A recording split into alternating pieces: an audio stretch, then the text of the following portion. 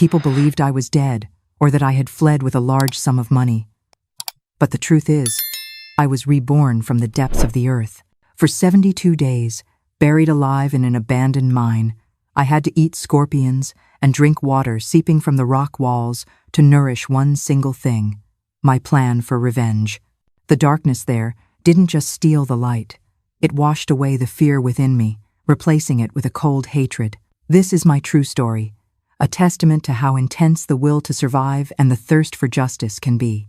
If you're listening from anywhere in the world, leave a comment and subscribe, because some truths need to be spread, even if they might shake your beliefs.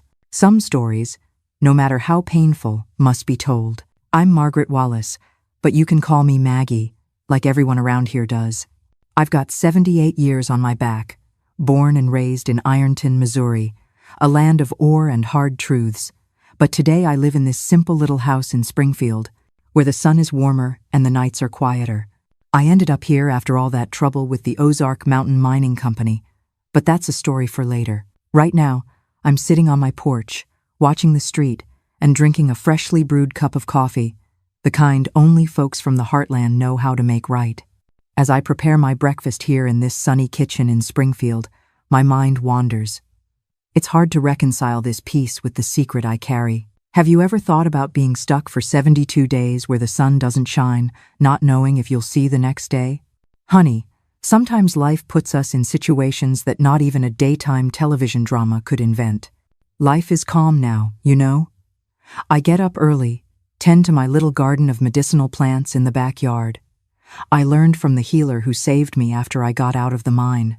There's rue, rosemary, mint, lemon balm, and even some basil plants that I use to season my food. On Sundays after church, I like to sit in my rocking chair and knit while listening to Wheel of Fortune on television.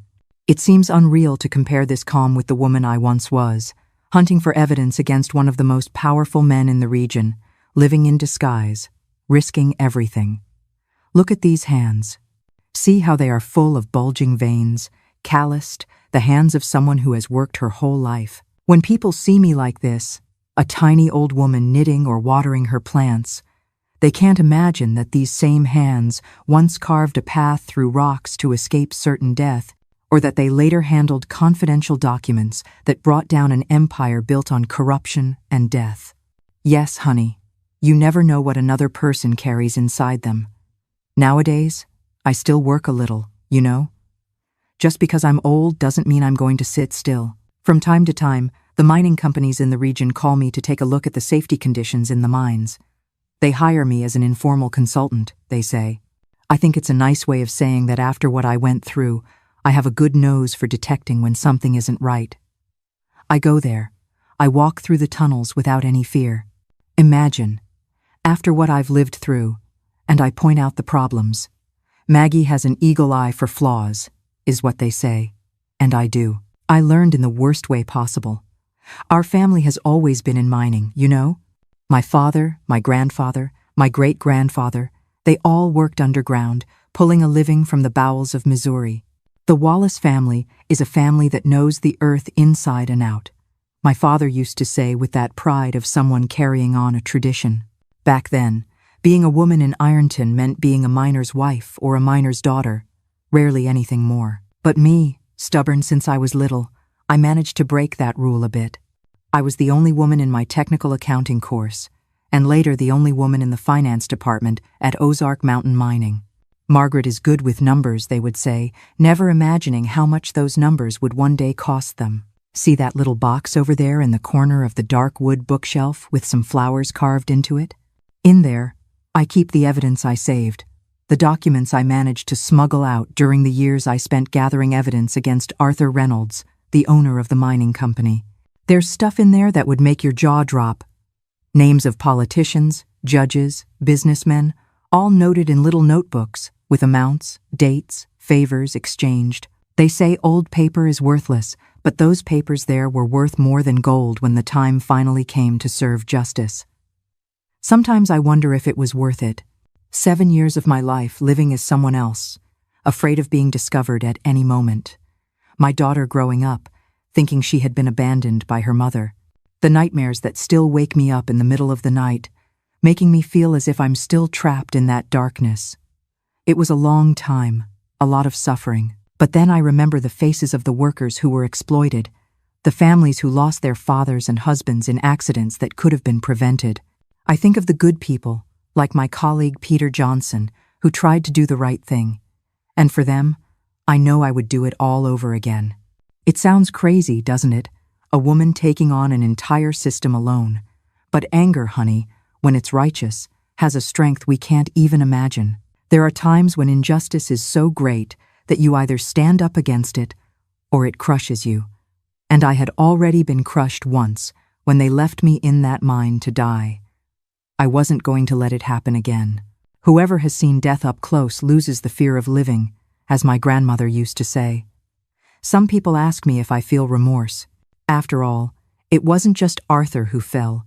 An entire network of corrupt politicians and businessmen went down with him. Lives were destroyed, and families were shattered. But then I think of the other families, the miners' widows, the children who grew up without a father because of their greed, and the remorse vanishes. Justice isn't revenge, but sometimes the two walk hand in hand. You know what helps me sleep at night? It's looking out the window and seeing the city of Springfield, so different from Ironton. Here, the sky is more open, there's less ore dust in the air. The people don't carry that weight in their eyes that you saw over there. That sadness of someone who knows that sooner or later they'll have to bury themselves alive to earn their bread. It's as if I managed to escape not only from the mine but from an entire destiny that had been laid out for me and for everyone born in that region. The clock on the wall tells me I've talked a lot, but honey, the story has barely begun. The young ones think all we old women know how to talk about is medicine and rheumatism. Little do they know some of us carry secrets that would make a grown man tremble in his boots. So go on, grab a coffee, and get comfortable, because the story I'm about to tell now will make your hair stand on end. And look, the hair I have today isn't even the same as before those 72 days in the dark. After that, it never grew back right.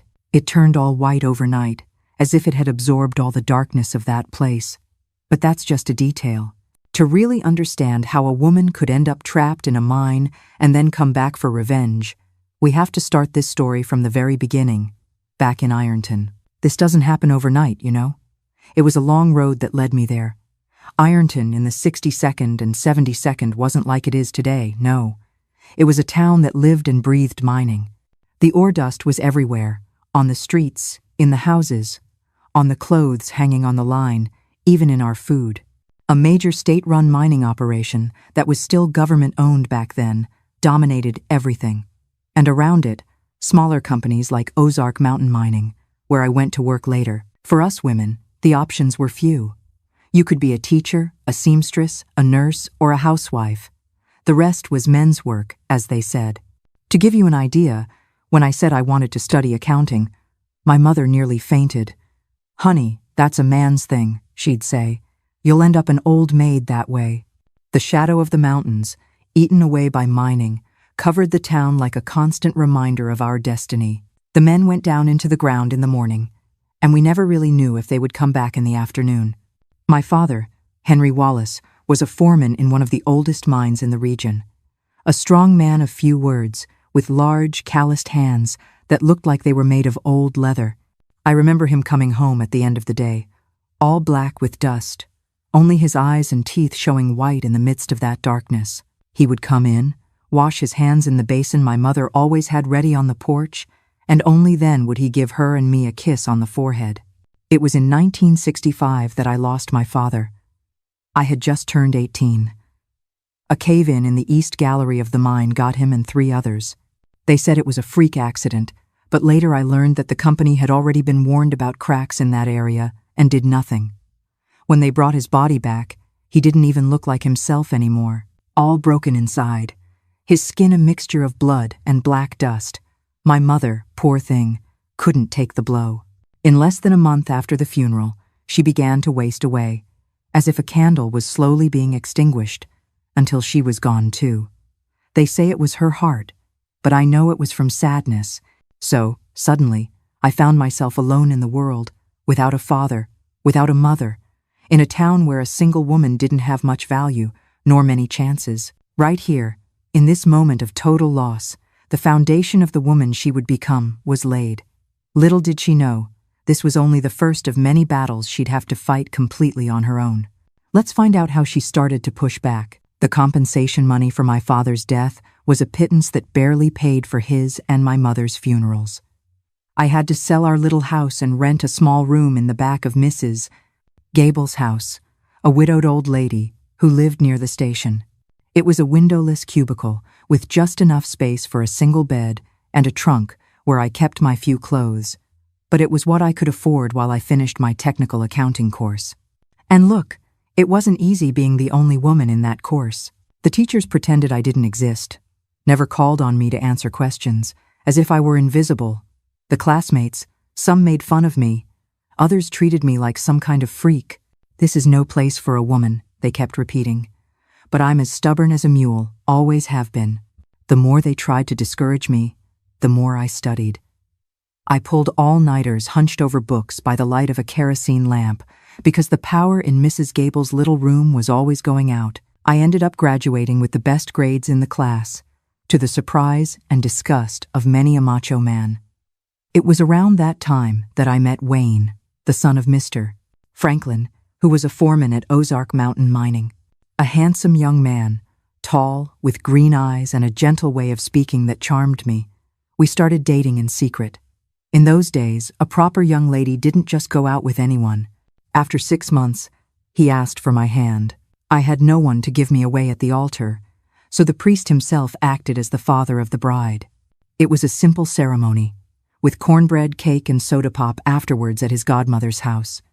I was 20 and thought I had found my safe harbor. But life has its surprises, doesn't it?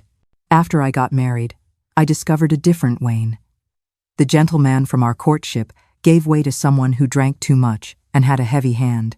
The first slaps came when I got pregnant with Lily. "You did this on purpose," he would shout, "to trap me, as if he wasn't already my husband before God and men."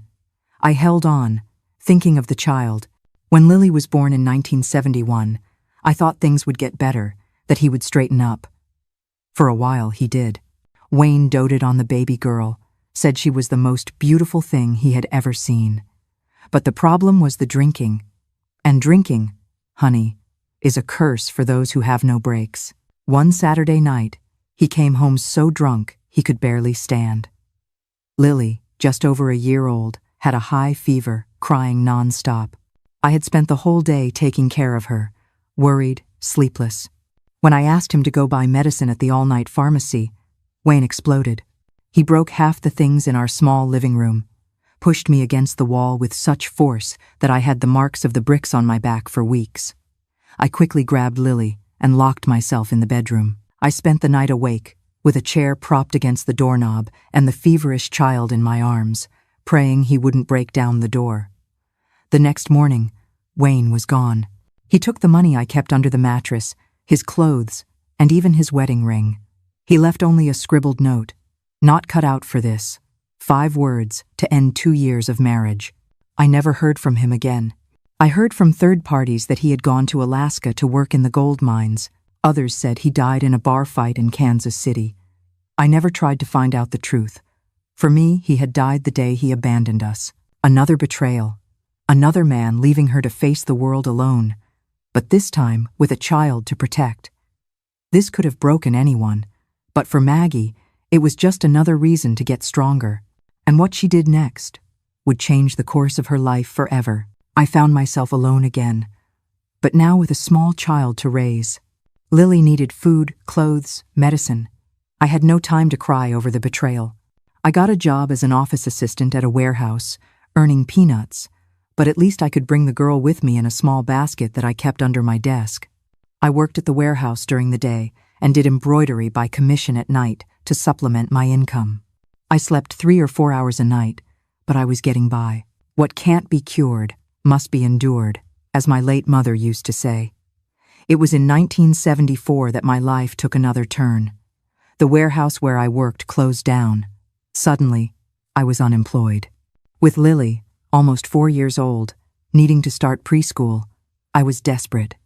That's when I saw an ad in the local paper from Ozark Mountain Mining, looking for an accounting assistant. I put on my only good dress, left Lily with a neighbor, and went to try my luck. The interview was with Arthur Reynolds himself, the owner of the company. An imposing man in his 52nd, with well-trimmed graying hair, always in an impeccable suit. He had a reputation for being tough, but fair. When I entered his office, I noticed his look of surprise. He clearly wasn't expecting a woman. "Miss Margaret Wallace?" he asked, checking my resume. "Mrs.," I corrected. "I'm a widow." A small lie, because back then, a separated woman faced a lot of prejudice. I told him about my education, my experience at the warehouse, my knack for numbers. Finally, I played my last card. I am the daughter of Henry Wallace, who worked in the mines his whole life. I've known the mining routine since I was born. I think that's what made the difference. Arthur straightened up in his chair, interested. "Wallace, the foreman who died in the 2065 cave-in?" I nodded, swallowing the lump in my throat. "Good man, your father. Hard worker. A shame what happened." He was silent for a few moments, studying me. Then, to my surprise, he said, "You're hired. You start Monday." And so, I joined the finance department of Ozark Mountain Mining, initially as an assistant, but I soon took on more responsibilities. I had a natural talent for organizing paperwork, finding errors in spreadsheets, making the numbers add up. While many more experienced accountants took days to close the monthly balance sheet, I could do it in hours. "Margaret has an eagle eye for a wrong number," they commented. In less than a year, I was promoted to accounting assistant and then to junior accountant. Arthur began to call me directly when he had any questions about the company's accounts. It was a tough job, but it paid well, enough for me to rent a better little house, put Lily in a private school, and even save a little money each month. Sometimes I even thought that life had finally given me a break, a chance to move on. But fate, that rascal, always has a way of playing tricks on us. It was in mid-1976 that I started to notice the first irregularities. Small discrepancies at first, things that anyone could attribute to typos or system glitches. A supplier that appeared twice with slightly different names. Duplicate payments for services that didn't seem to have been performed. Employees on the payroll that no one in HR knew. I started writing everything down in a small notebook that I kept hidden in my purse without mentioning it to anyone at first. It could just be disorganization, I thought. But as the months went by, the pattern became clearer. These were not random errors.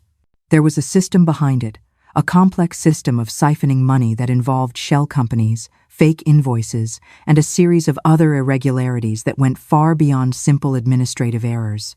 The most frightening thing was the volume. We were talking about millions of dollars that disappeared every month as if by magic. And all of this happening right under my nose, in the documents I processed day after day. One Friday, working late to close the quarterly balance sheet, I found something even more disturbing. A brown folder left in the copy machine contained reports on special production from an area of the mine called Sector G. The strange thing was that, officially, Ozark Mountain Mining had no Sector G in its plans.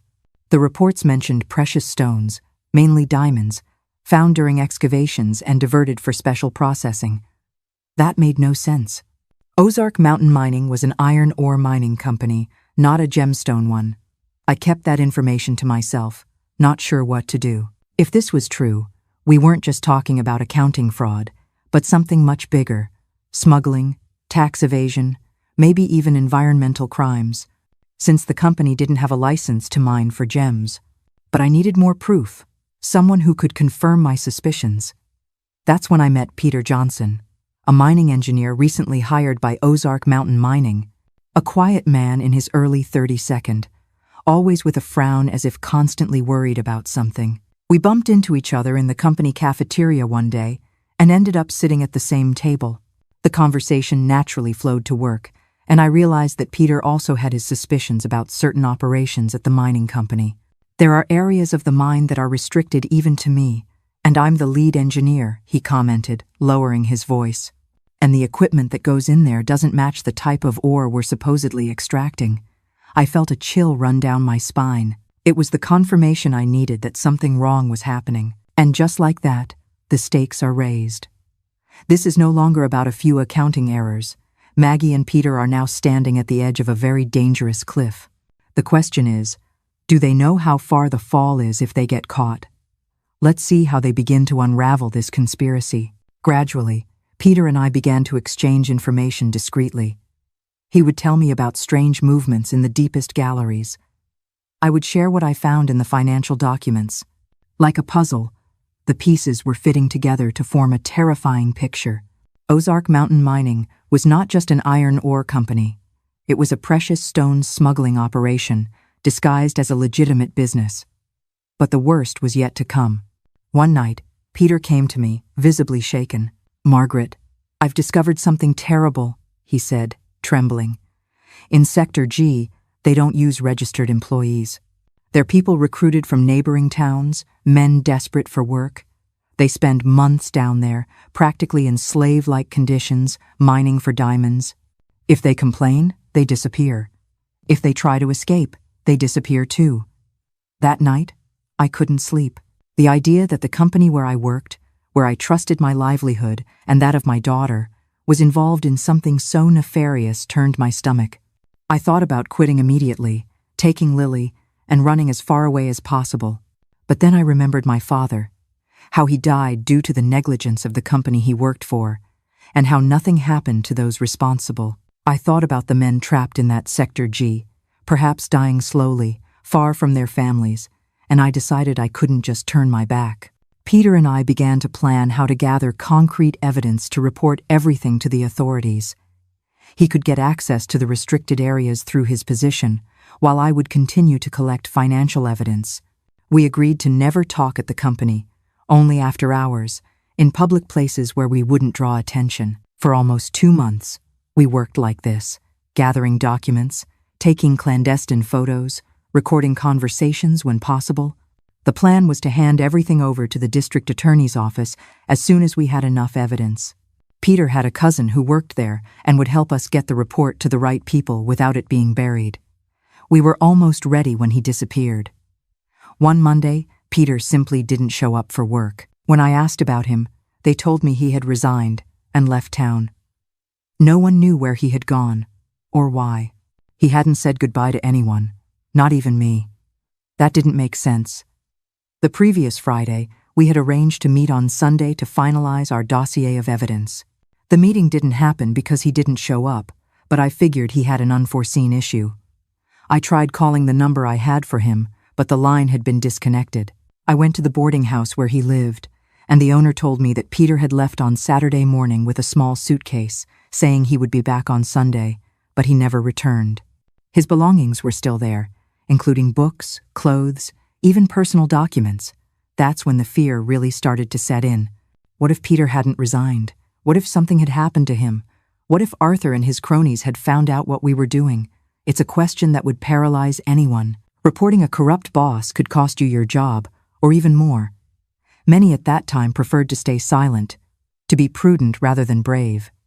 And I'll tell you, at that moment, I was scared, truly scared, not just for myself, but for Lily. What would become of her if something happened to me? But I also thought, if I do nothing, how many other people will suffer? How many other fathers will die in the depths of that mine? Like my father died, I decided to press on alone. With even more caution, I continued to gather evidence. I even hid documents inside the lining of some of Lily's clothes because I knew no one would look there. At night, after she was asleep, I would analyze everything, organize it, make notes. Slowly, I built a complete dossier on the illegal operations of Ozark Mountain Mining. What I didn't know was that I was being watched. Someone had noticed my sudden interest in certain areas of accounting, my frequent visits to the archives, the questions I asked about old procedures. Someone was watching me, waiting for the right moment to act. And the moment came when Arthur Reynolds, on a seemingly ordinary morning, walked into my office with a strange smile on his face. "Margaret, I need you to accompany me to a new area of the mine. We're expanding operations, and I want your opinion on how to organize the accounting for it." That seemed strange to me. Never before had he asked for my opinion on the physical operation of the mine, but refusing would raise suspicion. So I agreed. I only had time to make a quick call to my neighbor, asking her to pick up Lily from school that day. I have to work late, I explained, never imagining that late would turn into 72 days of hell in the depths of the earth. After that phone call to my neighbor, I followed Arthur to his car, a shiny black Ford LTD that he drove with the pride of a rich man. "We'll drive to the entrance of the new area, then we'll walk," he explained as he opened the door for me. On the way, he tried to make small talk about trivial things: the weather, the week's production, the upcoming town festival. I responded in monosyllables, feeling that knot in my stomach you get when you realize something is wrong, but you don't know exactly what. The area we were heading to was in the most remote part of the Ozark mountain mining properties, on a hillside I had never visited before. The dirt road got narrower and bumpier, winding through the gnarled trees typical of the Ozark woods. Arthur was driving in silence now, his knuckles white from gripping the steering wheel so tightly. When the car finally stopped, we were in front of an opening in the mountain that looked like a black mouth swallowing the daylight. "This is it," he said, turning off the engine. "We found a new vein of high-quality ore. I want you to see the operation to better understand how to structure the financial reports." I still tried to argue that it wasn't necessary to enter the mine for that just showing me the preliminary data would suffice, but he insisted. "It's important that you see it with your own eyes. It won't take long." At the entrance, there was safety gear: helmets, flashlights, boots. Arthur handed me a set, put on his own, and we started to descend. At first, the tunnel was well structured, with wooden beams reinforcing the ceiling and walls, electric lighting every few yards, and tracks on the floor for the carts. It seemed like a normal operation, which reassured me a little. Maybe I was being paranoid, thinking something bad was going to happen. As we went deeper, however, the structure began to change. The lights became more spaced out. Then they disappeared completely, leaving only our flashlights to light the way. The tracks ended, and now we were walking on a packed dirt floor. The air grew heavier, damp, with that characteristic smell of wet earth and minerals. Arthur led the way, lighting the path, pointing out some rock formations, and talking about the potential of that area. "We're going very deep," I commented, after about 20 minutes of walking, feeling the weight of the mountain above us. "The new area is still further ahead," he replied without turning around. "Let's keep going." The tunnel began to branch into secondary corridors, some clearly older, with rotting wood in the support structures. "Watch your step," Arthur warned. "Some of these galleries are from old operations. From the 52nd, they're not safe." At a fork, he pointed to a narrow corridor on the right. "This way." I followed him, having to duck to get through the low opening. The tunnel widened after a few yards, forming a small chamber. There was no sign of recent operations there, no equipment, no modern excavation marks, just damp rock walls, an uneven floor, and that heavy silence, broken only by the distant sound of dripping water somewhere. It was then that I realized there was no new mining area. This was a trap. Before I could react, Arthur turned to me, his face lit from below by the flashlight, creating sinister shadows that made him look almost demonic. "Did you think I didn't know what you and that engineer were doing, Margaret?" His voice was different now, cold, calculating. "Do you think you can mess with my business and get away with it?" I took a step back, feeling the panic rise. "I don't know what you're talking about, Mr. Reynolds. I just do my job in accounting, nothing more." I tried to sound calm, but my voice betrayed the fear that was beginning to consume me. He laughed, a dry, humorless sound that echoed off the cave walls. "Don't play dumb. I know you've been snooping around the Sector G records, that you and Johnson were gathering evidence against me." He took a step towards me. "The problem is, you didn't understand the scale of what you were up against. It's not just me. It's judges, politicians, powerful people who have a stake in this operation." At that moment, I understood I was in real danger. I started to back away towards the tunnel entrance. "Look, Mr. Reynolds, I don't know anything about what you're saying, and even if I did, I wouldn't tell anyone. I have a little girl to raise. I just want my job." "Too late for that," he cut in, advancing.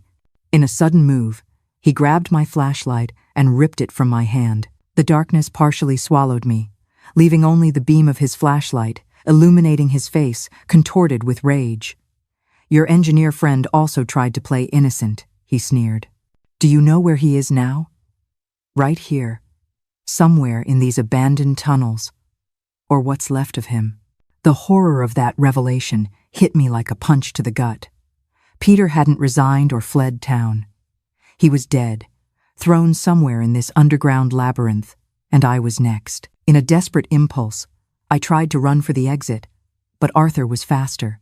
He blocked my path and pushed me hard, making me fall onto the uneven floor of the cave. The sharp pain of a rock digging into my back made me scream. "No one will hear your screams down here," he said calmly. "We're more than 600 feet deep. This sector was abandoned decades ago. Nobody comes here." He began to back away towards the exit, keeping the flashlight pointed at me, partially blinding me. "You'll die here like your engineer friend." Slowly, in the darkness, thinking about everything you lost for not knowing how to keep your mouth shut. "Please," I begged, trying to get up, feeling panic take over as I realized he was about to abandon me there. "Please," I begged, trying to get up, feeling panic take over as I realized he was about to abandon me there. "I have a daughter. She only has me in this world. You should have thought of her before you meddled in my business," he replied coldly, backing away towards the exit, keeping the flashlight pointed at me and partially blinding me. "You'll die here like your engineer friend." Slowly, in the darkness, thinking about everything you lost for not knowing how to keep your mouth shut. With that, he turned and disappeared down the tunnel, taking the light with him. "No!" I screamed, trying to get up and run after him, but I tripped on the loose rocks and fell again. I heard his footsteps fading, the sound echoing off the stone walls, growing more and more distant until it disappeared completely. And then, there was only silence, and the most absolute darkness I have ever experienced in my life. This is the moment her world ends, and a new, terrifying one begins. Buried alive by the man she worked for, her story could have ended right here, but what happens in that darkness will forge not just a survivor, but an avenger. Stay with us to hear how she fights back against the impossible. The first moments after Arthur left me there were pure terror. The darkness was so complete that it made no difference if my eyes were open or closed. I couldn't even see my own hand in front of my face. Panic washed over me like a giant wave, and I started to scream, to call for help, knowing it was useless but unable to stop myself. My voice echoed off the cave walls, coming back to me, as if even the sound wanted to torment me with the reality of my situation. When I finally stopped screaming, exhausted and with a raw throat, the silence that followed was almost palpable. Only the sound of my ragged breathing and, in the distance, the constant dripping of water. It was that sound, ironically, that became my first anchor to sanity, a somewhat predictable rhythm in that chaos of darkness. I don't know how long I sat there, paralyzed by fear. It could have been hours or just minutes. In complete darkness, the sense of time is quickly lost, but at some point, the survival instinct began to speak louder than the terror. "If you just sit here, you'll definitely die," I thought. "I have to try something." The first challenge was to orient myself in that absolute darkness. I started to crawl slowly, feeling the ground in front of me so as not to fall into a hole or hit the walls. The floor was uneven, covered with loose stones and fine dust that got into my nostrils and made me cough. The walls, when I found them, were rough, damp in some spots, covered with a thin layer of slime in others. I tried to remember the path we had taken, but Arthur had made so many turns, passed so many forks, that it was impossible to be sure. And without light, every step was a risk. But staying still meant dying. So I kept moving, inch by inch, using my hands as my eyes. Thirst was the first basic need to manifest. My mouth was as dry as straw, my tongue feeling like it took up too much space. It was the sound of dripping water that saved me. I followed that sound as if it were music, dragging myself through the darkness until I found a wall where moisture was slowly trickling down. I pressed my lips against the rock, eagerly sucking the drops that formed. The water had a metallic, mineral taste, but at that moment, it seemed like the sweetest nectar in the world. Hunger came next, a painful emptiness that gnawed at my stomach from the inside. There was nothing to eat there, of course. Or at least that's what I initially thought. Until I felt something move across my hand. The touch of tiny legs. An insect. My first impulse was disgust, to swat it away. But then another thought emerged. Cold and calculating. Protein. I didn't hesitate. I grabbed the insect, it seemed to be a type of beetle, and put it in my mouth before the disgust could stop me.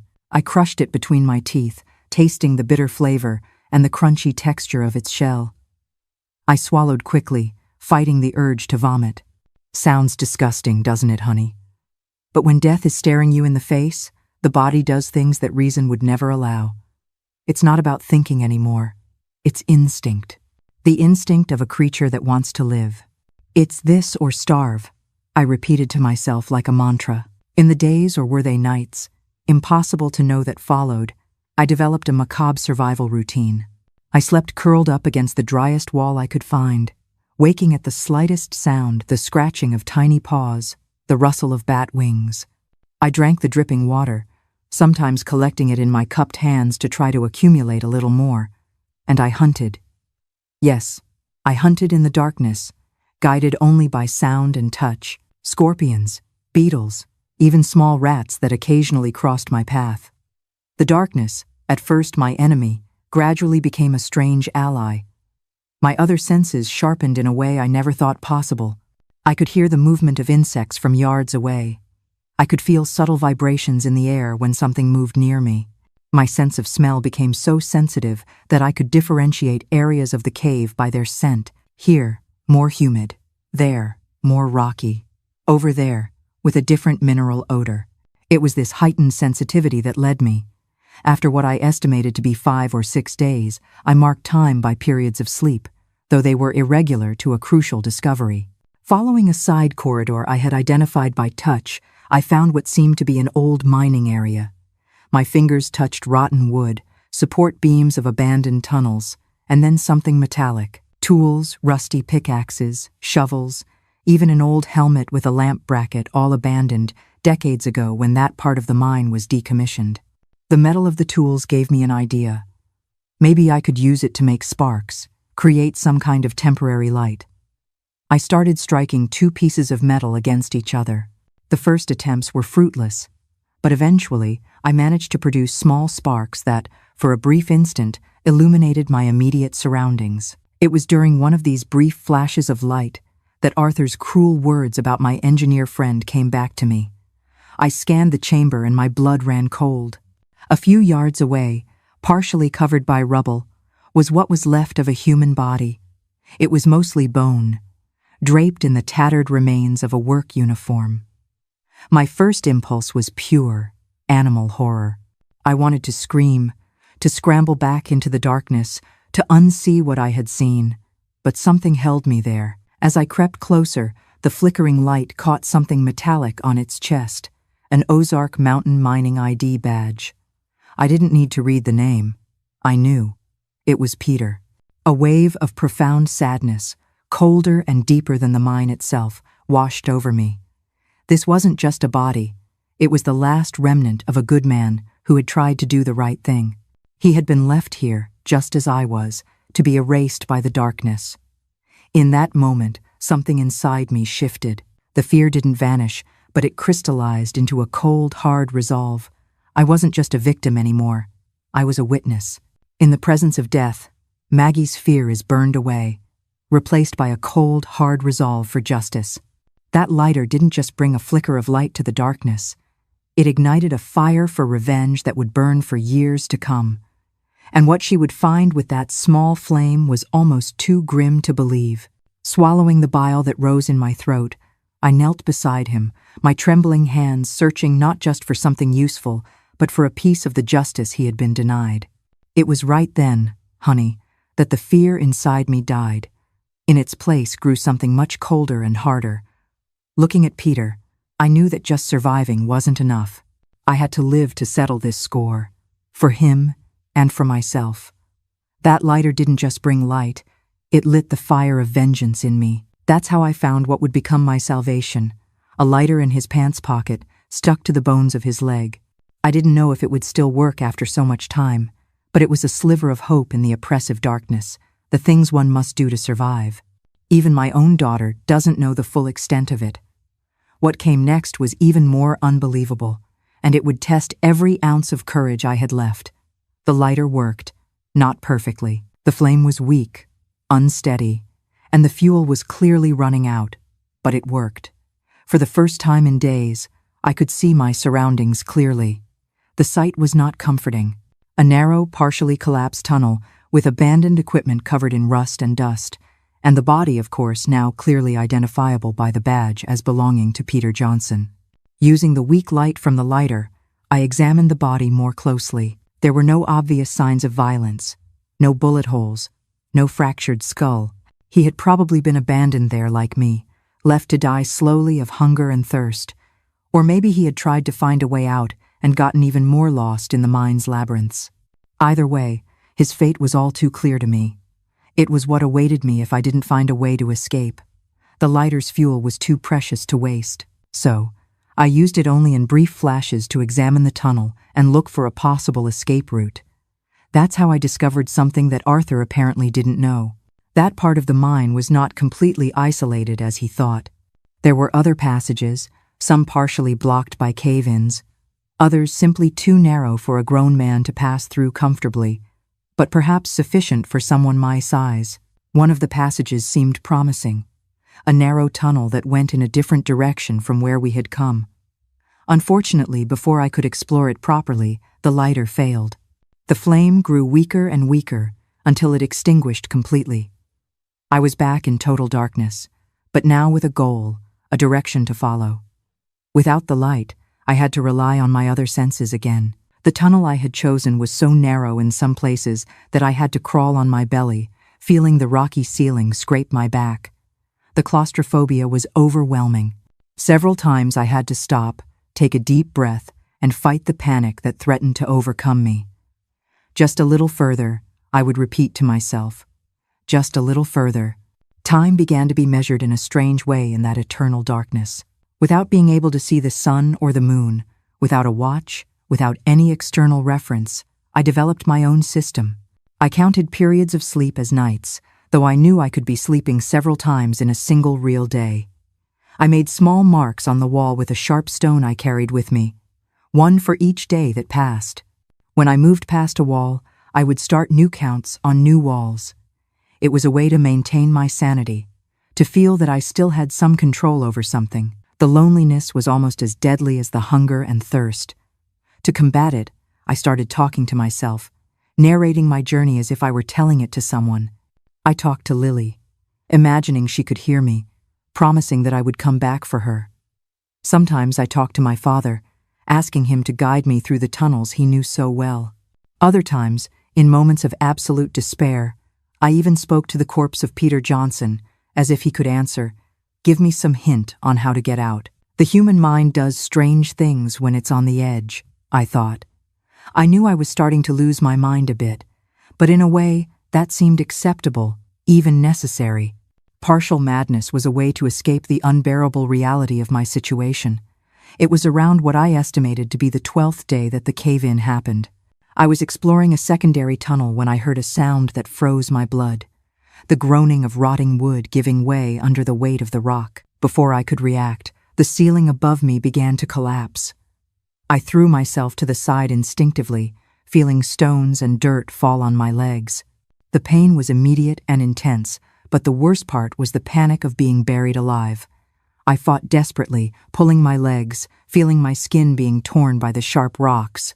I managed to free myself just in time, dragging myself away from the collapsed area. When I finally stopped, panting and trembling, I realized the cave-in had blocked the way I came. There was no going back. Worse, my left leg was badly injured. I couldn't see the damage, but I could feel the warm blood running down my shin, the throbbing pain that worsened when I tried to move. The fear of infection was real. In that damp, dirty environment, an open wound could mean certain death by septicemia. I tore a piece of my already filthy blouse and tied it around my leg to stop the bleeding. Then I lay still for a long time, trying to gather my strength, fighting the urge to just give up right there. The thought of dying alone in the darkness, of Lily never knowing what happened to me, of Arthur getting away with it, all of it gave me an anger that burned hotter than the physical pain. It was that anger that kept me alive in the days that followed. Despite my injured leg, I continued to drag myself through the tunnels, following what seemed to be a slightly cooler air current, the distant sound of running water instead of just drips.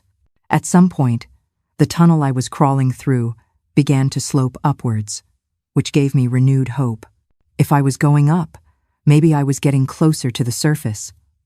Hope, however, is a dangerous thing when you're at the bottom of a well, literally or figuratively. 3 times I followed what seemed to be a promising path, only to find another dead end, another collapsed tunnel, another disappointment. With each failure, the temptation to give up grew stronger, but something inside me refused to accept that fate. A stubbornness that came from the Wallace blood, from the same strength that made my father descend into the bowels of the earth day after day, for decades, knowing the risks but never giving up. I will not die here, I swore to myself. I will not give Arthur that satisfaction. The wound on my leg began to get infected. I could feel it from the abnormal heat of the skin, from the smell emanating from it, from the pain that pulsed ever stronger. A fever followed, making me shiver with cold, even in the damp, stuffy environment of the mine.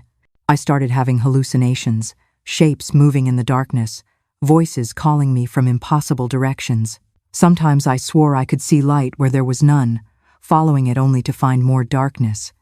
It was during one of these feverish hallucinations that I made the discovery that would change everything. I was following what I thought was a light, probably just my brain desperate for visual stimuli, when my hand, feeling the wall, found something different. It wasn't the usual rock, nor rotten wood. It was metal, a rail, an old cart rail partially buried in the tunnel wall. Rails meant transport. Transport meant an exit for the ore. And an exit for the ore could be an exit for me. I followed the rail like a blind person follows a cane, dragging myself along it, ignoring the excruciating pain in my leg, the fever that made my vision, even in the darkness, flicker and spin. At some points, the rail disappeared, covered by old cave-ins, but I always managed to find it again further on. It was my guide, my last hope. I don't know how many days passed on this journey, periods of consciousness and unconsciousness blurred together, the fever taking over my body, which was increasingly weakened by hunger and infection. There were moments when I was absolutely certain I was dying, that my body would simply shut down right there, in the middle of that endless tunnel.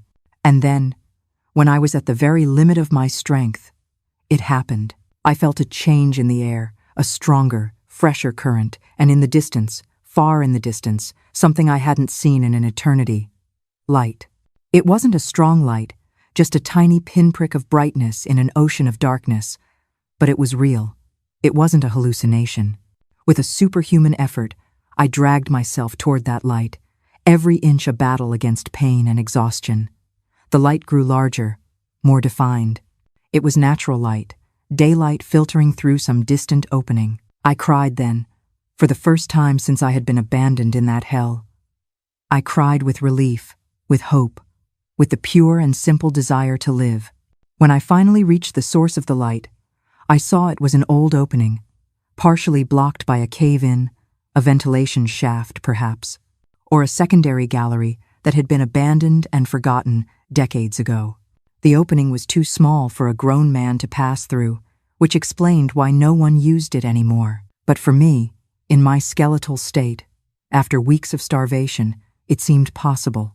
I began to work at that opening like a woman possessed, using my bare hands, tearing my nails in the process, removing loose stones one by one, slowly widening the hole. The daylight, even though faint, burned my eyes accustomed to total darkness, but it was a welcome pain, the pain of hope. The work was slow and exhausting. 3 days, I think. It's hard to be sure. 3 days of digging with raw hands, fighting against fainting spells caused by fever and exhaustion. 3 days of removing stones, some so heavy I had to use makeshift levers with the remains of tools I had found. 3 days in which every inch gained felt like a monumental victory. And then, finally, the opening was big enough. I could see the blue sky on the other side, feel the fresh wind on my face, hear the distant song of birds. With one last effort, I squeezed through that opening, feeling rocks scrape my skeletal body, the skin of my injured leg tearing again on the sharp edges of the rock. And then, after what I estimated to be 72 days in the bowels of the earth, I emerged back into the world of the living. The sun was setting, painting the sky in red and gold. To my unaccustomed eyes, it was almost painfully bright, but I didn't look away.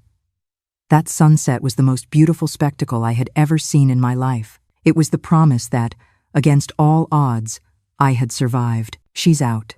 She survived the impossible. But escaping the mine is one thing. Escaping the memory of what happened down there and the man who put her there is another battle entirely. Her journey is far from over. In many ways, it's just beginning. Of course, my journey was far from over. I was in some remote part of the Ozark Mountain mining property, severely injured, dehydrated, starving, miles from any road or dwelling. But I was alive. And as long as there is life, there is hope. And in my case, there was something else too. The determination to make Arthur Reynolds pay for what he had done, not just to me, but to Peter Johnson and all the others who had suffered at the hands of that man. But that is another part of the story. A part that involves 7 years of meticulous planning, a new identity, and a revenge served very, very cold. When you go through something like what I went through in that mine, the world is never the same again. The first steps I took in the sunlight, after 72 days in darkness, were like being born again. But it was a painful birth, with no midwife or any support. There I was, in some remote part of the Ozark Mountain mining property, looking more like a specter than a real person. My body was just bones covered by sallow, filthy skin, my hair tangled and brittle, my nails broken and caked with dirt, the wound on my leg still open, infected, throbbing with pain with every step I took. The sunlight, which at first seemed like a blessing, soon became another enemy. My eyes, accustomed to 72 days of total darkness, couldn't bear the brightness. Tears streamed down my face, and I had to walk with my head down, my eyes half closed, feeling my way like a blind person. My skin, so long without seeing the sun, began to burn almost instantly, adding another layer of pain to my suffering. The 3 days I had spent working to widen that passage had consumed my last reserves of strength. I could barely walk more than a few yards before needing to stop and rest. I had no idea where I was, nor which direction the nearest town was. All I knew was that I needed to find water and shelter before nightfall. I followed what looked like an old trail, probably used by miners decades ago. Every step was a battle against pain and exhaustion. The fever still burned, making my vision blurry and my thoughts confused. Several times I thought about just lying down right there and waiting for death to come. It would have been so easy. But the image of Lily, my daughter, kept me moving. Just one more step, I repeated to myself. Just one more step for her. I walked until dusk, guided only by instinct. When darkness began to fall, a different darkness from the mine, dotted with stars and bathed in the silver light of the moon, I found a small stream. I threw myself into the shallow water, drinking greedily, feeling the cool liquid run down my parched throat. I washed my face, my arms, and tried to clean the wound on my leg as best I could. The water around me turned red and dirty. I spent the night right there, on the bank of the stream, huddled under a bush, shivering with fever and cold. The silence of the night was broken only by the sounds of the forest. Crickets, the occasional hoot of an owl, the rustling of leaves in the wind. After so long in the sepulchral silence of the mine, those sounds were like music to my ears. I fell asleep listening to that natural symphony, a restless and feverish sleep. For the first time in 72 days, I was safe, but I felt more lost than ever. The darkness in the mine at least had boundaries. The world outside was too vast. That night, I knew Margaret Wallace had been buried underground, and this woman who survived, she would have to live for a different purpose. At dawn, I continued my journey, following the course of the stream. The logic was simple. Water leads to people, and people mean help. Every step was torment. My injured leg could barely support my weight, forcing me to use branches as makeshift crutches. The sun burned my sensitive skin, and hunger gnawed at my stomach like a wild animal. But I kept going. I don't know for sure how long I wandered like that. Days blurred into nights in a haze of pain and exhaustion. At some point, the stream joined a larger river. I followed its bank, stumbling, falling, getting up again. The fever worsened, making me delirious. I talked to people who weren't there. My father, my mother, even Peter Johnson, whose mortal remains I had left in that damned mine. It was like this, more dead than alive, that Miss Josephine found me. She was gathering herbs by the riverbank when she saw what must have looked like a walking corpse dragging itself along the shore. Later, she told me that her first impulse was to run, thinking I was some kind of ghost, but something made her stay mercy, perhaps, or curiosity. She approached cautiously and asked who I was, where I came from. I tried to answer, but my voice came out as an incomprehensible croak. Then, I simply collapsed at her feet, unconscious. I woke up days later in a strange bed, in a house I had never seen before. The thatched roof, the adobe walls, the strong smell of herbs drying in bunches hanging from the beams.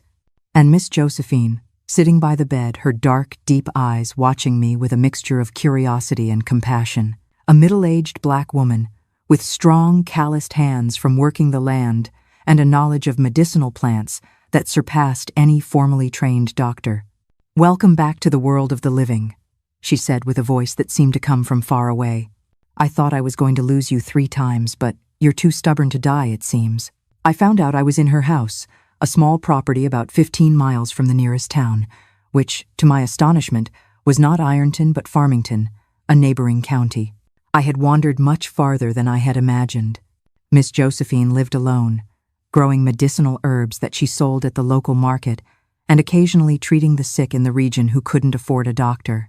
"I found you 5 days ago," she explained, as she changed the dressing on my leg. "One more day in that state, and there would have been no saving you, not even with the strongest prayers. The infection was already moving up your thigh. You would have lost the leg at the very least. But the poultice of smartweed and the propolis tincture did the trick." Slowly, between periods of consciousness and unconsciousness, I told her an edited version of my story. I didn't mention Ozark Mountain mining or Arthur. I just said that I had gotten lost in an abandoned mining area and had been trapped there for a long time. She didn't ask many questions. She just nodded, as if she understood there was more to the story than I was telling but respected my right to silence. "What matters is that you're alive," she said one day, while helping me take my first steps around the house after weeks in bed. "We'll sort out the rest in due time." Her healing went beyond the poultices for my leg and the herbal teas for my fever. She healed parts of me I didn't even know were broken. In the quiet evenings, sitting on her porch as the fireflies began to dance, she taught me to listen, not to the sounds of the world, but to the rhythms of the earth, the rustle of leaves, the wisdom in the silence. "The earth holds all kinds of pain, child," she would say, her voice as soothing as the night air. "But it also knows how to heal. It takes its time. It doesn't rush. You carry a great anger inside you. Let it be the soil you plant your justice in, not the poison that kills your roots." I didn't fully understand her words then, but they settled deep within me, a seed of wisdom waiting for the right time to grow. It was during this recovery period, when I could already sit on the porch of Miss Josephine's house, that I got my first glimpse of the outside world since my disappearance. A neighbor brought a newspaper from Farmington, already a few days old. On the 3rd page, a small article caught my eye. "Employee disappears with money from Ozark Mountain Mining." There it was in black and white, the official version of my disappearance. According to the article, Margaret Wallace, an accountant for the company, had disappeared, taking a considerable sum of money with her. The police were investigating the case, and witnesses claimed to have seen the fugitive boarding a bus to Chicago. Arthur Reynolds, described as a respected businessman and an important job creator in the region, deeply regretted the betrayal of an employee in whom he placed so much trust. The anger I felt reading that was so intense that my hands trembled, crumpling the newspaper. It wasn't enough that he had tried to kill me. Arthur also had to smear my name, turn me into a thief in everyone's eyes. And the worst part was, everyone probably believed him. After all, who would question the word of such a powerful man? And Lily, what had happened to my daughter? The article didn't mention anything about her. Had she been taken to an orphanage? Was she with some distant relative? Or worse still, had Arthur done something to her too? The anguish of not knowing was almost worse than the 72 days in the darkness. It was then that I made a decision that would change the course of my life forever. I couldn't just reappear and accuse Arthur. It would be my word against his. And he had money, power, influence. I had nothing but a skeletal body and an unbelievable story. Besides, if he found out I was alive, he would surely try to finish the job. No, I needed to be smarter. I needed a plan. And more than anything, I needed time. It wasn't enough to try and kill her. They had to destroy her name, too. This is where the victim dies and the strategist is born. Margaret Wallace is gone, and what rises from her ashes is a plan so patient and so cold, no one could ever see it coming. Time to recover, to gather evidence, to destroy Arthur Reynolds as completely as he had tried to destroy me. I need everyone to keep thinking I'm dead, I told Miss Josephine that night, or at least that I'm still missing. She looked at me for a long time, her wise eyes studying my face. You're running from someone dangerous, aren't you? It wasn't really a question. I nodded without going into detail. And you want revenge? Again, not a question.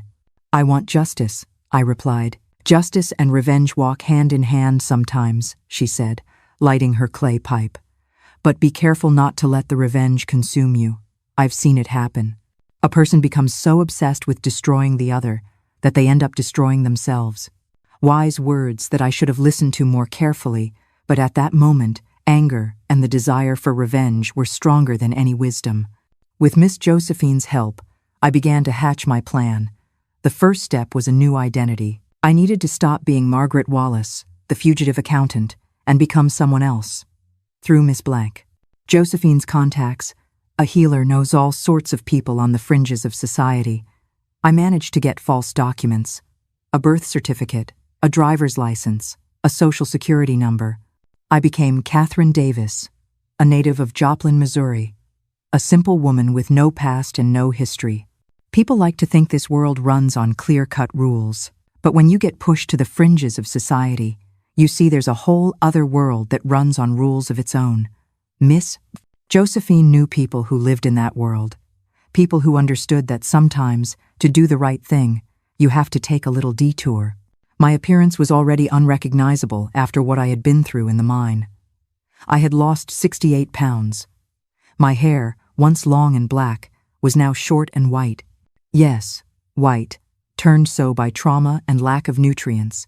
My skin, once tan and healthy, was pale and scarred. No one who knew me before would recognize the woman I had become. Even so, I took additional precautions. When I had recovered enough to travel, I cut my hair even shorter and dyed it a reddish brown. I started wearing glasses with thick frames, even though I didn't need them. I changed the way I walked, the way I talked, even my gestures.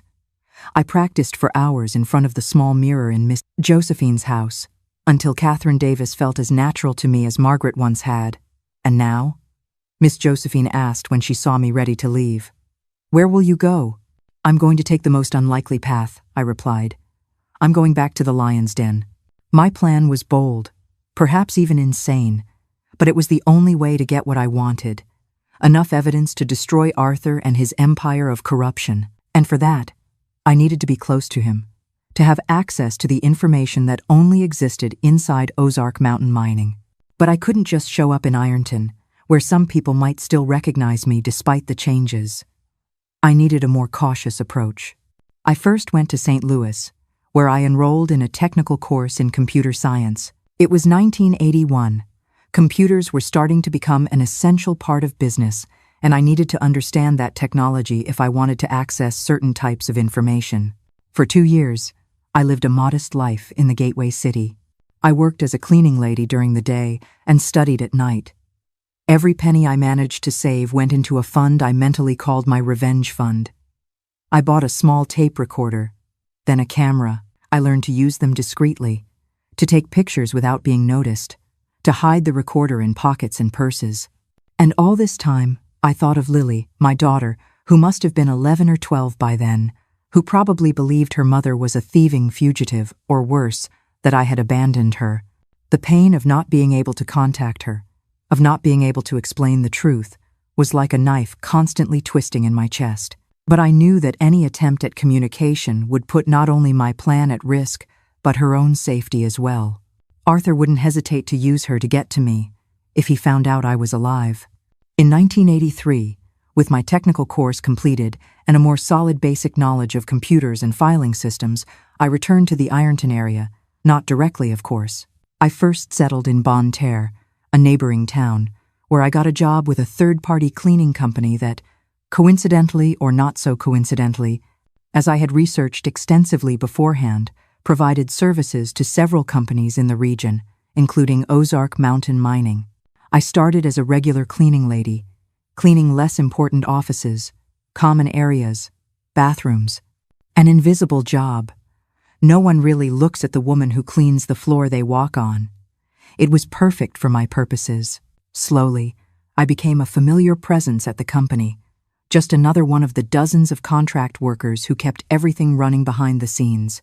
It took almost a year before I could get transferred to the area that really interested me, the administrative sector, where the main offices were, including Arthur's. I would clean there late in the afternoon, when most of the employees had already gone home. It was the perfect time to snoop, to photograph documents left out carelessly, to check files that weren't properly locked. The hardest part, at first, was seeing Arthur again. The first time I encountered him as I was cleaning the hallway and he was leaving his office, my entire body froze. For a terrible moment, I thought he would recognize me, despite all the changes in my appearance. But he walked past me without a second glance, just another invisible cleaning lady in his empire. When he disappeared into the elevator, I had to lean against the wall to keep from falling. My heart was beating so hard I thought it would burst through my chest. Cold sweat dripped down my back, and my hands trembled uncontrollably. It was like reliving the whole trauma all over again, like being back in that dark mine, hearing his footsteps walk away as I was left to die. But I took a deep breath, swallowed the fear and anger, and went back to work. The rage in that moment was like a volcano waiting to erupt. But I'd learned something underground. The strongest emotions must be buried the deepest. I turned my hatred into patience and my fear into caution. He didn't see a trembling woman. He only saw an invisible cleaning lady, and that was my power. No, not yet, I told myself. It's not time yet.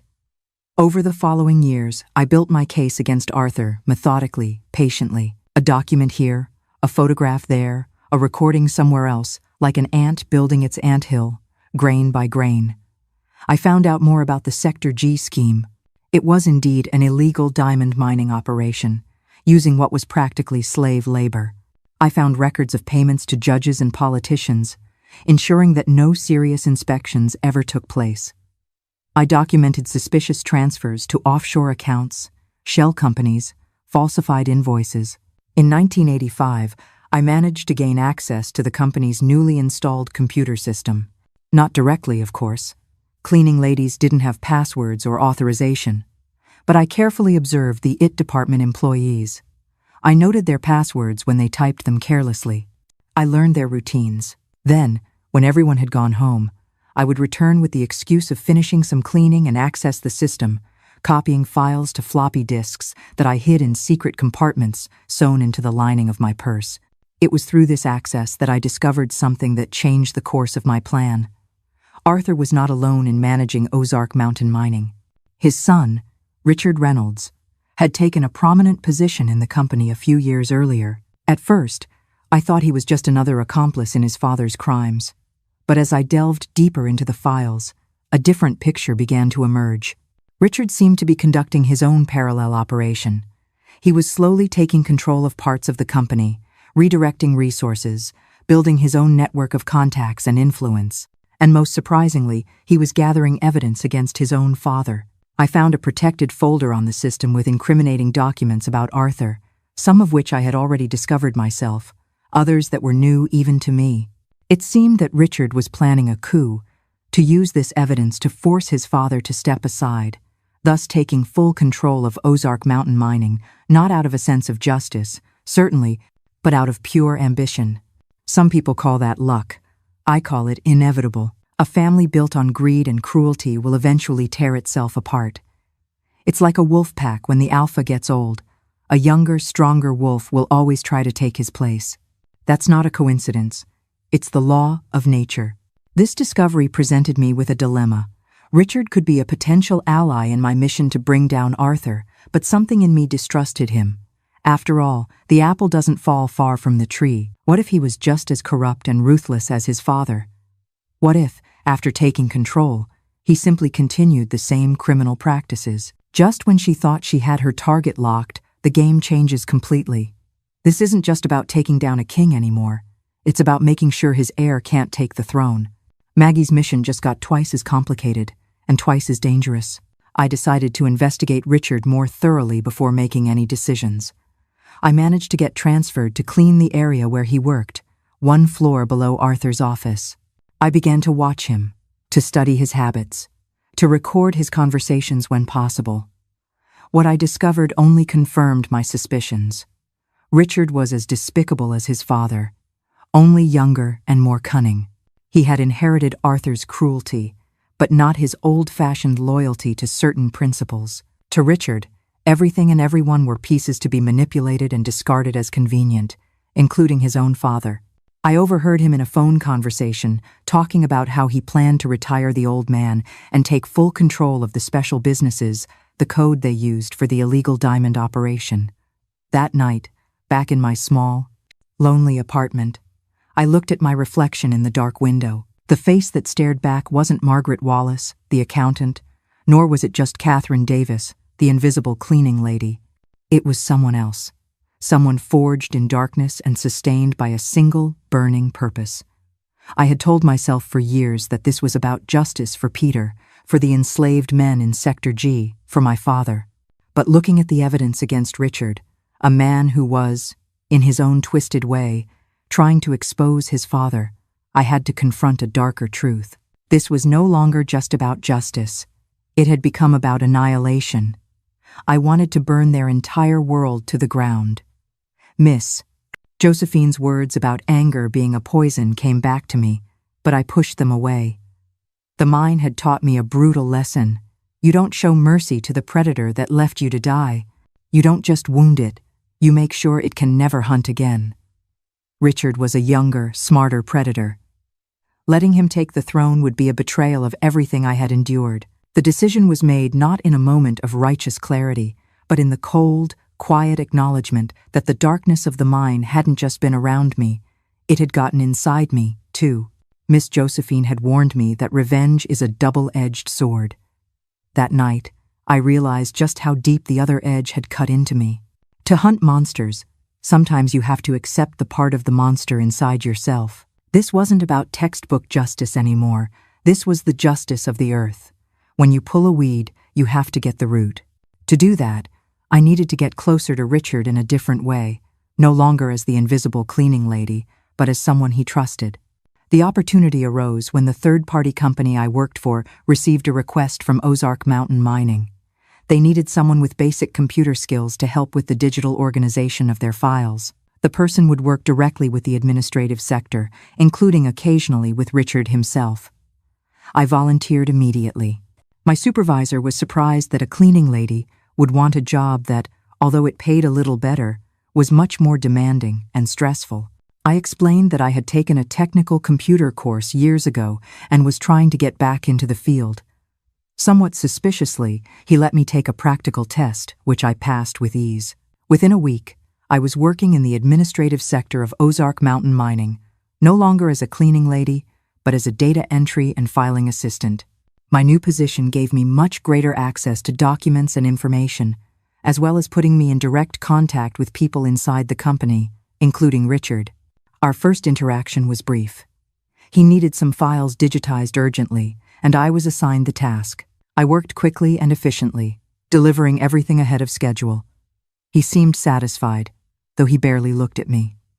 The following weeks were a slow and patient construction. I made sure to be impeccable in all the tasks assigned to me, especially those involving Richard. Slowly, he began to notice me, first as that competent employee, then by name. "Catherine, I need these reports by tomorrow." "Catherine, could you stay late tonight? I have an urgent project." I always said yes, always delivered more than was asked, always with a discreet and professional smile, never invasive or suggestive. I wasn't trying to seduce him. That would have been too risky, besides being repulsive. Instead, I was making myself indispensable. The employee he could trust with delicate tasks, the person who was always there when he needed her. In about 6 months, I had established a relationship of professional trust with Richard. He began to assign me increasingly sensitive tasks, including some that involved his parallel operation against his father. Of course, he never explicitly mentioned what he was doing, but I could piece it together, and every piece I gathered was another one added to my own puzzle against both of them. "Catherine, I need you to organize these files discreetly," he told me one day, handing me a folder with clearly incriminating documents about his father's operations. "No one but me can know about this. Understand?" "Of course, Mr. Richard," I replied in my best tone of neutral efficiency. "You can trust me." And he did. That was the incredible and terrible power of social invisibility. A man like Richard, raised to see people like me, poor women, low-level employees as mere instruments, would never consider that I might have my own agency, let alone that I was playing my own game. As I gained his trust, I began to plant small suggestions, ideas that he believed were his own. "Mr. Richard, while organizing these files, I noticed something interesting about the transfers to the account in the Cayman Islands." And then I would leave a clue, a suggestion of something he could investigate, something that would eventually lead him to discover more about his father's operations, but would also incriminate him further in his own conspiracy. It was a dangerous game, a delicate balance. If I got too close, I might arouse suspicion. If I stayed too distant, I would lose valuable opportunities. I lived in a constant state of alert, every word, every gesture carefully calculated. It was exhausting, but the motivation of revenge, which I gradually began to call justice to ease my conscience, kept me going. After nearly 4 years of this careful infiltration, I had accumulated an arsenal of evidence against both Arthur and Richard. Documents, recordings, photographs, statements discreetly collected from disgruntled employees. A complete dossier that linked father and son to decades of corruption, labor exploitation, smuggling, tax evasion, and even circumstantial evidence of murders and disappearances, including that of Peter Johnson and my own. I was almost ready to make my final move when I discovered something that changed everything. In 1989, while organizing some old documents in the company's archives, a task Richard had given me to keep certain records away from prying eyes, I found a yellowed folder with information on terminated employees, and there, among hundreds of names, was mine, Margaret Wallace. With a racing heart, I opened the file. In addition to the normal hiring records and the false accusation of theft, there was something else. A detailed report on what had happened to me after my disappearance, or rather, what Arthur thought had happened. According to the report, written by Arthur himself for Richard, I had died in that mine. He had gone back there weeks later to check and found what he believed to be my body, probably the remains of some other unfortunate soul abandoned there years before. He mentioned that the Margaret problem was resolved and that the story of the fraud had been accepted without question by both the police and the local press. But the most shocking part came at the end of the report. A brief paragraph about Lily, my daughter. The girl was sent to an orphanage in Jefferson City, as we discussed. With no close relatives, there were no complications. The matter is closed. It was like a punch to the gut. For all these years, I had avoided seeking information about Lily so as not to raise suspicion, not to risk revealing my true identity. I believed she would be with some distant relative, maybe even my ex-husband Wayne's family. I never imagined she had been sent to an orphanage alone, probably believing her mother had abandoned her. The guilt and pain I felt at that moment almost made me give up everything. I almost dropped the disguise, the evidence, the plan for revenge to go running after my daughter, but something held me back. The report was from years ago. Lily would be a teenager by now. Maybe she had even left the orphanage. And if I gave up now, everything I had suffered, everything she had suffered, would have been in vain. Arthur and Richard would remain unpunished, free to cause more suffering to other families. Number I needed to finish what I had started. And then, only then, could I look for my daughter and try to rebuild whatever was left to be rebuilt. Can you imagine the pain of that discovery?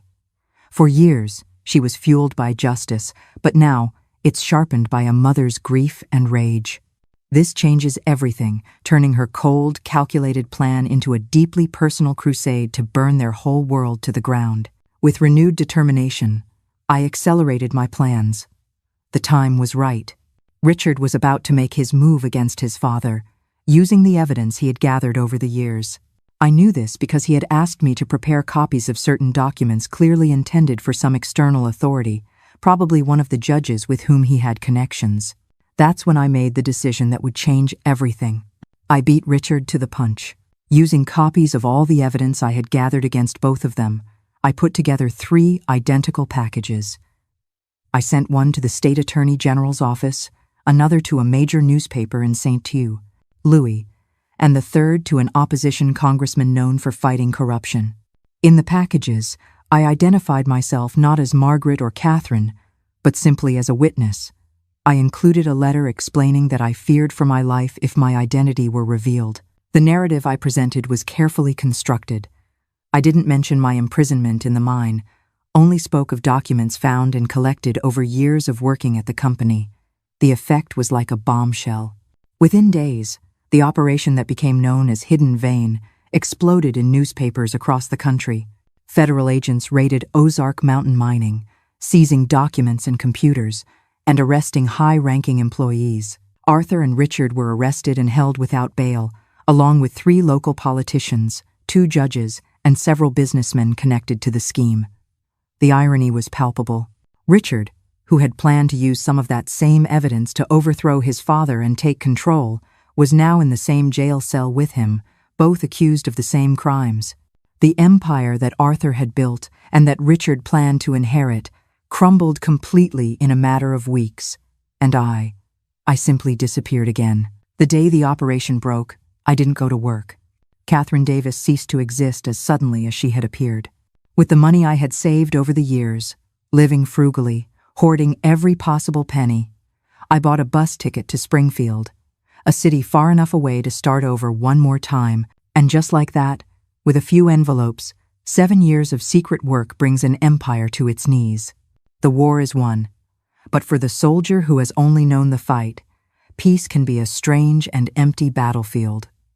What does a person do after they've achieved the impossible? Some might say I went too far with Richard, the son who betrayed his own father. They might say he could have been an ally. But as I gained his trust, I thought a lot about it. Richard was not innocent. He was willing to betray his own father, not for justice, but for ambition. He wanted to take control of the same criminal empire, perhaps even expand it. If I had allied myself with him, I might have gotten my personal revenge against Arthur more quickly, but at what cost? How many other people would have suffered under Richard's command? No, I don't regret bringing them both down. Maybe it was cruel. Maybe I went too far in my obsession for justice. But when you spend 72 days in the bowels of the earth eating insects and drinking seepage water to survive, something changes inside you. Your moral boundaries shift. What once seemed unthinkable now seems necessary. But revenge, as sweet as it is, comes with its own price. For 7 years, I lived a lie. Every day as Catherine Davis was a day stolen from Margaret Wallace. Every moment dedicated to destroying Arthur and Richard was a moment I could have spent looking for my daughter, rebuilding some kind of normal life. And now, with the fall of the Reynolds family, I was free. Free to look for Lily, free to try to recover some of what I had lost. But freedom, after so long in the self-imposed prison of revenge, was almost as frightening as the darkness of that mine. For 7 years, revenge was my map. Every day I knew where I had to go, and what I had to do. But when the destination was reached, the map simply vanished. I was left alone on an empty road, and for the first time, I didn't know which way to turn. Freedom can be scarier than a prison sometimes, honey. The bus rattled along the highway to Springfield, and I looked out the window, watching the Missouri landscape fly by. I was no longer Catherine Davis, the discreet and competent administrative assistant. I was no longer Margaret Wallace, the accountant accused of theft. Who was I now? What was left of me after all these years consumed by the obsession for revenge? Those questions would have to wait. First, I needed to find my daughter. Then, maybe, I could start looking for answers for myself. But one thing I knew for sure: the darkness of the mine would never completely leave me. Part of me would always be in that abandoned tunnel, fighting to survive, swearing vengeance against those who tried to bury me alive. What I didn't know then was that my story with the Reynolds family wasn't over yet, that there would be one more chapter in this saga of revenge and redemption. A chapter that would involve my lost daughter, a hard-won financial compensation, and the slow, painful journey back to the light, not just physical, but spiritual. The first time my face appeared in the newspapers, it wasn't a recent photo, but that old one from my work ID at Ozark Mountain Mining. Woman believed to be fugitive thief, was victim of attempted murder, read the headline of the St. Louis Post-Dispatch. This was almost 6 months after I delivered the dossiers, when the trials were already underway and the convictions were starting to come in. I had been hiding out in Springfield all this time, following the case's developments in the newspapers and on television, without revealing my identity to anyone. The hidden vein operation, as the press called it, had exploded like dynamite on the political and business scene of Missouri. The scheme I exposed was much larger than even I had imagined. Ozark Mountain Mining was just the tip of the iceberg of a corruption network that involved other mining companies, politicians at various levels of government, judges, police chiefs, and businessmen. A true black hole that sucked up public money, labor rights, and human lives. Arthur and Richard were the first to fall.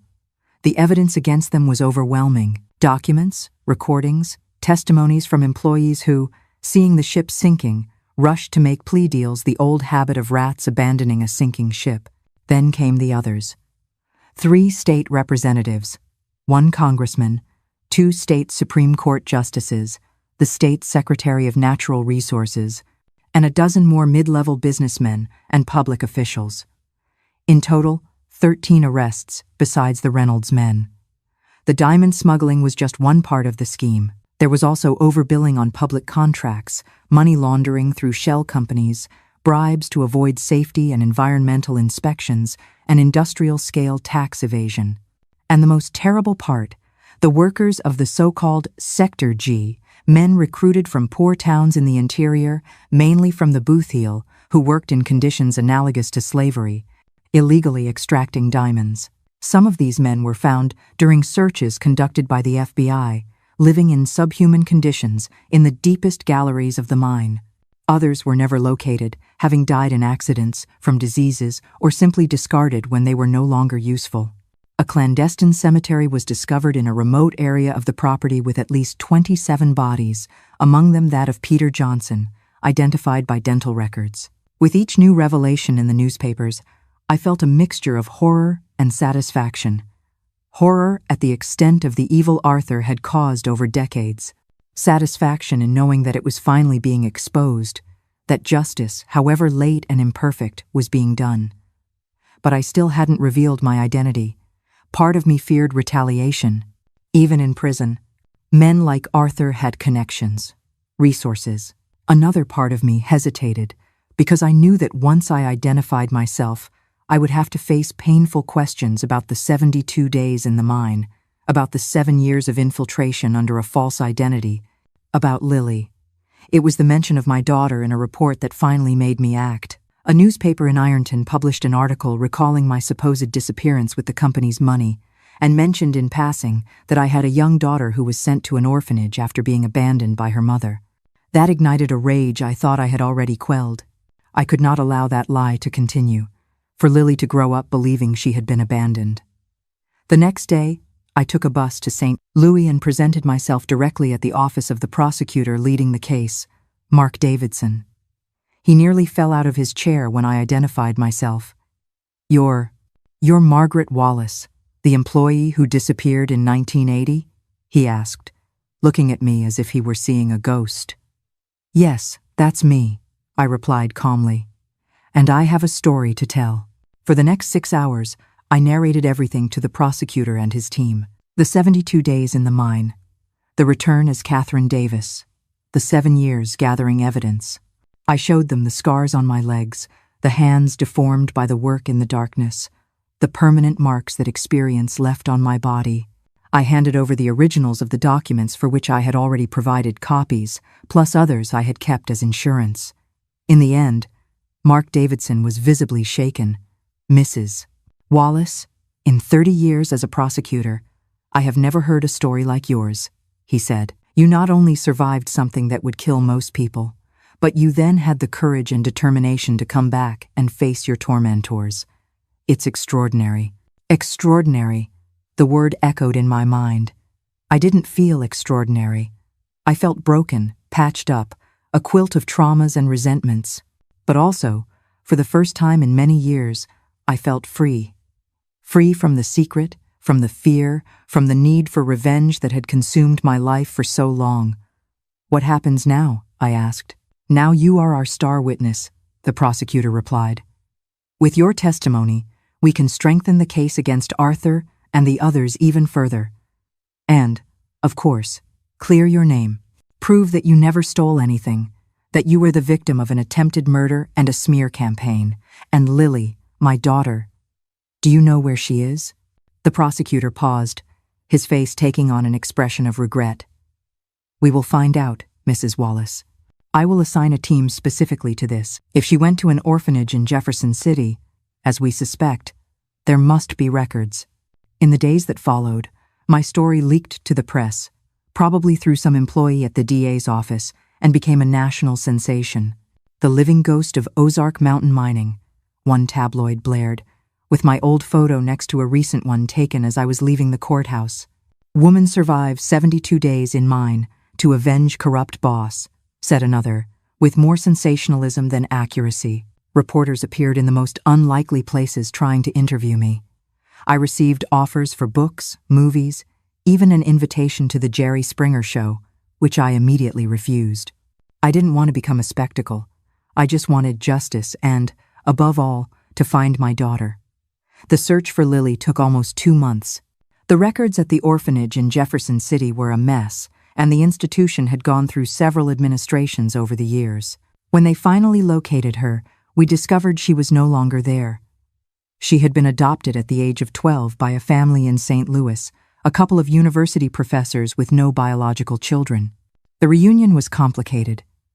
Lily, who now went by the name Beatrice, given to her by her adoptive parents, was 19 when we saw each other again.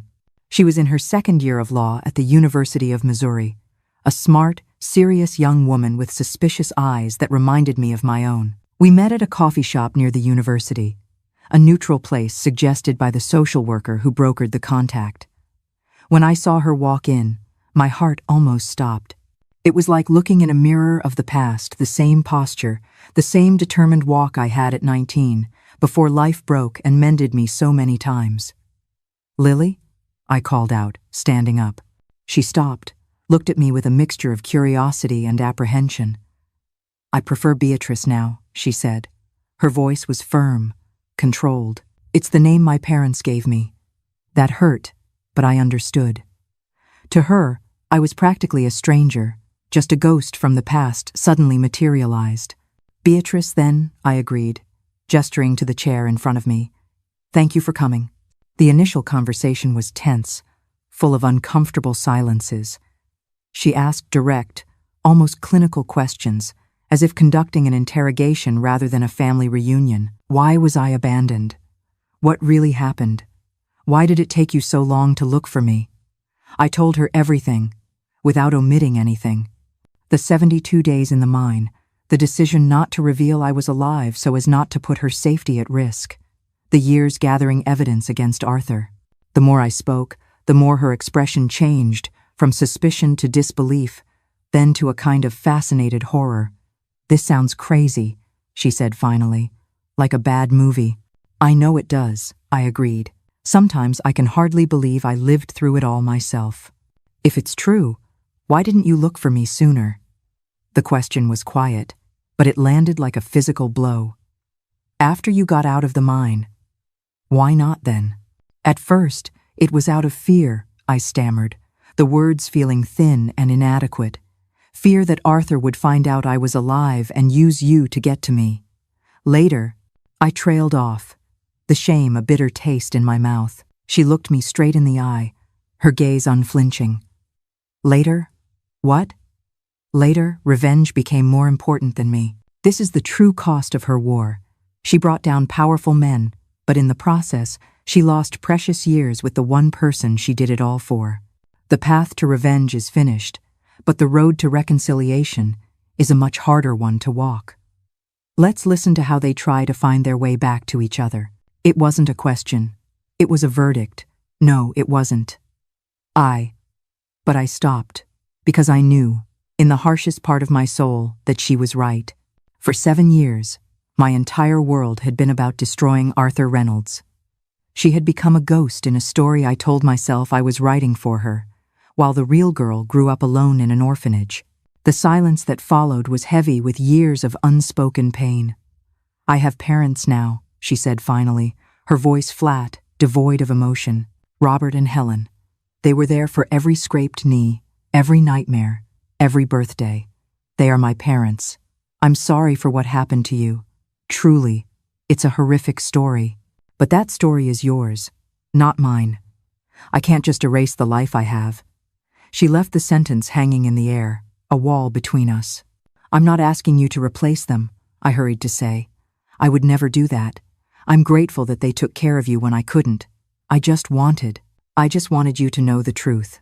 That I never meant to abandon you. That I thought of you every single day. Our first meeting ended like that, with no big dramatic reconciliations, no emotional hugs like in the movies. Just a tentative promise that we would see each other again, that we would try to build some kind of relationship, whatever that might be. And that's how our slow, painful reconnection began. Fortnightly meetings, then weekly, conversations that gradually became less tense, more natural. I met her adoptive parents, Robert and Helen, a kind couple who loved her deeply and who, to my surprise, showed no hostility towards me. We always told Beatrice that her biological mother must have had very strong reasons to be separated from her, Helen told me in private. We never imagined something like this, of course, but we knew there was a story behind it.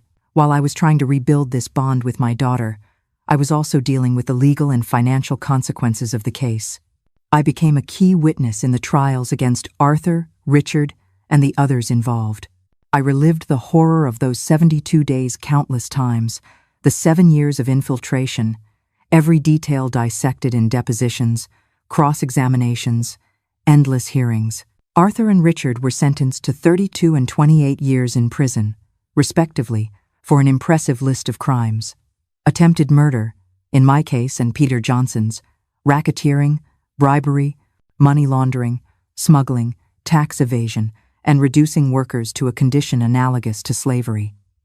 The other defendants received various sentences, according to their degree of involvement. In parallel, I filed a compensation lawsuit against Ozark Mountain Mining, which by then was already in judicial liquidation, its assets frozen and being sold off to pay creditors and fines. My lawyers, working pro bono due to the case's notoriety, argued that I deserved compensation not only for the 72 days of false imprisonment and attempted murder, but also for the 7 years I lived under a false identity, for the psychological trauma, for the damage to my physical health, for the forced separation from my daughter, and for the defamation I suffered when I was falsely accused of theft. The lawsuit dragged on for years, as is common in our judicial system. Ozark Mountain Mining, even in liquidation, hired expensive lawyers to contest every claim, every amount, every argument. In the end, I won a settlement that the newspapers called $1 million, but which, after deducting legal fees, taxes, and accumulated medical expenses over the years, resulted in a modest sum, enough to buy a small house in Springfield and ensure a comfortable life, though far from luxurious. Ironically, The money was never important to me. What I wanted: justice, revenge, reparation. Call it what you will, I had already gotten when I saw Arthur and Richard being led away in handcuffs. The compensation was just a formality, an official acknowledgement of the wrong that had been done to me. The years that followed were of adjustment and adaptation to a life I never imagined I would have. A life where I didn't have to hide, where I could use my real name, where I didn't have a goal of revenge consuming every hour of my day. It was strangely disorienting, like a prisoner who, after decades in jail, suddenly finds himself free and doesn't know what to do with that freedom. The traumas remained, of course. The fear of enclosed spaces that made me panic in elevators or windowless rooms. The chronic insomnia, punctuated by vivid nightmares where I was back in that suffocating darkness. The startle at hearing certain sounds that reminded me of the noises in the mine, the constant dripping of water, the creaking of wood under pressure. The instinctive distrust of strangers, especially men in positions of authority. I tried therapy a few times, but it was hard to find professionals who truly understood what I had been through. Most were so fascinated by the story itself that they forgot to treat the person behind it, and I, used to keeping secrets for so long, had difficulty opening up completely, showing my vulnerability. What helped me the most, surprisingly, was work. About 2 years after the trials ended, I received an unexpected invitation. A mining safety consulting firm wanted to hire me as a consultant. Who better to identify risks and safety failures than someone who has lived through the worst-case scenario, the company's owner argued.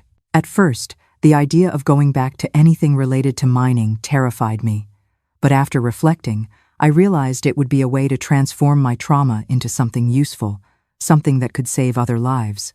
I accepted on the condition that I would never be required to enter an underground mine. I would work only with blueprints, reports, inspection records. Over time, this work expanded. Other companies began to seek me out, not just from the mining sector, but also construction, energy, any industry where worker safety was a critical concern. I developed a reputation as someone relentless in identifying flaws, inflexible in demanding corrections, incorruptible in my assessments. "Maggie is a tough nut to crack," I heard an engineer comment once, not knowing I was a few feet away analyzing a report. "If she says there's a problem, you'd better believe it and fix it fast, because she won't sign off on anything that isn't 100% up to code." It was a strange kind of fame, but one that gave me some satisfaction, knowing that my suffering had some purpose, that I could prevent others from going through what I went through. My relationship with Lily, or Beatrice as she continued to prefer, also evolved slowly. We never achieved that mother-daughter intimacy I dreamed of, but we developed a bond of mutual respect and restrained affection. She graduated from law school, specialized in labor law, and ironically, we often worked together on cases involving the safety and rights of mine workers. When she got married in 1996, I was invited to the ceremony, not as the mother of the bride, but as a special guest. I sat next to Helen, her adoptive mother, and together we watched Beatrice walk down the aisle, radiant in her white dress. I had no official role in the ceremony, but when she hugged me at the reception and whispered, "Thank you for being here," I felt that perhaps we had finally found our place in each other's lives. 2 years later, when her first child was born, she called me to the hospital, placed the small bundle in my trembling arms, and said, "This is Henry, your grandson." I named him after my grandfather. Henry, my father's name, whom she had never known. It was the first time in many, many years that I cried without reservation, without shame, without trying to hide tears of a joy I never thought I would feel again. After a lifetime of fighting, of darkness and survival, this is her moment of pure grace. The name Henry brings her story full circle, connecting the father she lost to the future she almost never had. Margaret Wallace's story is a testament that even after the deepest winter, spring can still find a way to bloom. Today, at 78, I look back and see a life marked by extremes. Extreme suffering, extreme determination, extreme revenge. It was not an easy life, nor a conventional one, but it was my life, with all its scars and achievements. When people ask me if it was worth it, the 72 days in the mine, the 7 years of infiltration, all the suffering and sacrifice, I never know exactly what to answer. Was it worth it to see Arthur and Richard pay for their crimes? Yes. Was it worth it to expose a scheme that exploited and killed innocent workers? Without a doubt. But was it worth losing years of my daughter's life? Years I can never get back? That's a harder question. What I know for sure is that the obsession with revenge consumed me for too long. It became my identity, my purpose, my reason for living. And when I finally got what I sought, I found myself empty, lost, not knowing who I was beyond that woman driven by hatred and the desire for justice. Rebuilding myself after that was perhaps the most difficult challenge I faced. More difficult even than surviving in that mine. More difficult than infiltrating the company of the man who tried to kill me. Because in those cases, I had a clear objective: survive, get revenge. But how do you rebuild a normal life after such extreme experiences? How do you learn to be just Margaret? Not the survivor, not the avenger. Just a woman trying to live in peace. The answer, I discovered, was in the small moments. In the pleasure of having breakfast on the porch, feeling the morning sun on my skin. In the satisfaction of seeing a technical report of mine being implemented, making a workplace safer. In the pride of seeing my daughter defend exploited workers in court. In the unconditional love for my grandchildren, who don't know the whole story, but who affectionately call me Grandma Maggie and find it fascinating that I worked in mines. Healing, I've learned, is not about erasing the scars, the marks on my legs, the faint tremor in my hands, the white hair that never regained its color. They are a map of where I've been. The same is true for the scars you cannot see. Yes, I still have nightmares. An elevator door closing too quickly can still make my heart pound. I wake sometimes in the dead of night, tasting dust and darkness, and it takes a moment to remember I am home. But I no longer fight the darkness. I've learned to acknowledge it. I open my eyes, look at the moonlight streaming through my large windows. I need my windows, and I tell that shadow, I see you. You are a part of me, but you do not own me. I survived you. True strength isn't about never feeling fear again. It's about looking your deepest trauma in the eye and choosing the light, day after day. So if there is one thing I can leave you with, it is this. Your pain is real, and the anger it creates is a powerful fire. You can let it consume you, or you can use it to forge a weapon for justice. Arthur Reynolds thought he could bury me in my story, but he forgot a fundamental truth of the earth he so greedily plundered. When you bury a seed, you don't kill it. You give it the darkness it needs to grow. I am Margaret Wallace. I was planted in the deepest, darkest part of the earth, and I clawed my way back to the sun. And I am here to tell you that no matter how deep they bury you, you can grow, too. If my story touched your heart, please subscribe to the channel to hear more real-life stories. Thank you for listening, and may God bless your family.